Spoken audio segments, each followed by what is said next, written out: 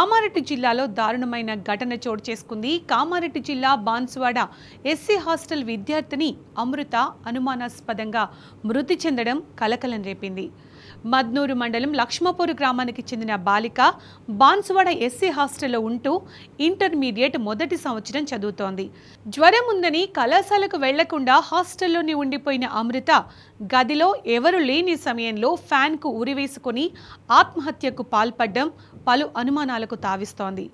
విద్యార్థిని మృతితో హాస్టల్ వద్ద ఉద్రిక్త పరిస్థితి నెలకొంది. బాలిక కుటుంబ సభ్యులు, విద్యార్థి సంఘాల నాయకులు, బీఆర్ఎస్ నాయకులు హాస్టల్ ముందు బైఠాయించారు. అమృత మృతి పట్ల పలు అనుమానాలు ఉన్నాయని, తగు విచారణ చేపట్టి బాధ్యులపై చర్యలు తీసుకోవాలని వారు డిమాండ్ చేశారు. అలాగే మృతదేహాన్ని పోస్ట్ మార్టంకి తరలించకుండా అడ్డుకున్నారు. దీంతో సంఘటనా స్థలానికి చేరుకున్న పోలీసులు బాలిక కుటుంబ సభ్యులకు నచ్చచెప్పే ప్రయత్నం చేశారు. అయినా ఫలితం లేకపోవడంతో బాన్సువాడ్ ఆర్డీఓ రవీందర్ రెడ్డి అక్కడకు చేరుకొని బాలిక మృతిపై తగు విచారణ జరిపించి న్యాయం చేస్తామని హామీ ఇవ్వడంతో మృతదేహాన్ని పోస్ట్ మార్టం నిమిత్తం ఆసుపత్రికి తరలించారు.